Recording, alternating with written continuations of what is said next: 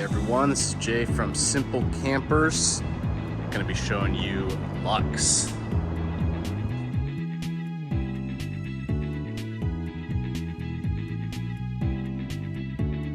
Control panel is pretty straightforward. Main thing to note, much like a house, there's a master breaker.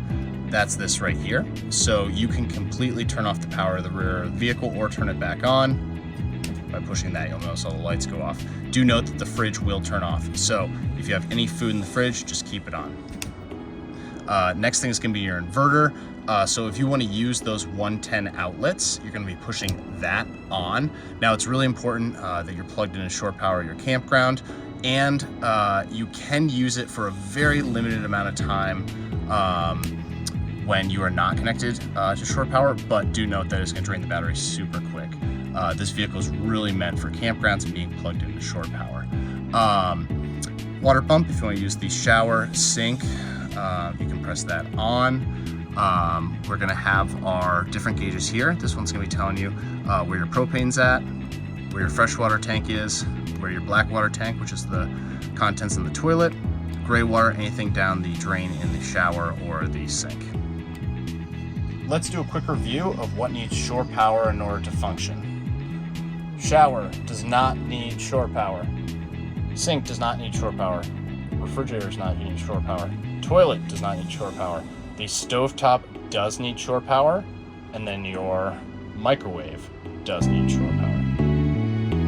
Most common question we get is, how do we swivel the seats? These little black panels are actually your levers here. So pulling this one's gonna control the lumbar angle. So you'll see it drive down like that. And the opposing panel on the other side, if you pull that up, will rotate the chair around. All right, we get to our campground. We wanna use their water supply. You're gonna hook up your garden hose to that, turn on their water supply. You'll be able to use the shower and your sink. All right, that little orange cap, that is going to be where you'll be filling your fresh water. It's going to overflow out of there, so just keep an eye on it as you're filling it. Dumping's easy. Hidden underneath this little panel here. Pull it up and out. And then right in here is going to be your hose. You're going to put that all the way into your dump station, and then you can start pumping. To get the pump working on the dump, right there. Pulse it on, 3 seconds on, 3 seconds off, until everything stops flowing.